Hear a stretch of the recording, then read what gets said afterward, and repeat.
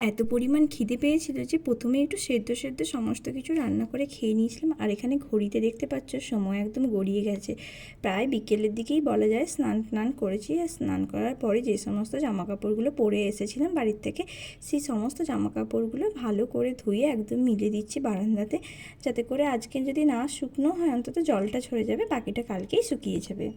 তারপর এই যে বর কিছু গ্রসারি আর সবজি টবজি অর্ডার করে দিয়েছিল, তো সেইগুলো এখানে এসে গেছিলো। প্রথমে গ্রসারিগুলো এসেছিলো, পরে বাদবাকি ওই আনাজপত্রগুলো এসেছিলো, সেগুলো বর নিয়ে নিল। আর তারপর সন্ধ্যেবেলায় খুব খিদে পেয়ে গেছিলো, তাই জন্য এখানে একটু মুড়ি মাখা করেছিলাম। মুড়ি মাখা খাওয়ার পর প্রথমে ভেন্ডি ভাজা রুটি বানাবো বলে কড়াইতে একটু বেশি পরিমাণে তেল দিয়ে দিয়েছিলাম। তারপর ছেলেদের জন্য একটু প্যানকেক ভেজে দিয়েছিলাম। আর তারপর এই যে এখানে বেশ অনেকটা ভেন্ডি কেটেই রেখেছিলাম, তো ভেন্ডিটা ভাজা করে নিচ্ছি, আর তার সাথে করে নেব একটু রুটি। যেহেতু সন্ধ্যেবেলাতে মুড়ি খেয়েছি, তো তাই জন্য অল্প কটা করেই রুটি করছি, ছেলে মেয়েদেরকেও খাওয়াবো। তো এই যে এখানে চটপট করে রুটিগুলো করে নিলাম। আর রুটিগুলো করার পরে প্রথমেই ছেলে মেয়েদেরকে খাইয়ে দিয়েছিলাম, আর তারপর নিজেও খেতে বসে গেছিলাম। আর এখানে আমার সাথে ওই যে মেয়ে একটু খেতে বসেছিল। তো আজকের ভিডিওটা এতটুকুই। তোমাদের কেমন লাগলো অবশ্যই কমেন্ট করে জানিও, আর ভালো লাগলে একটা লাইক করে দিও।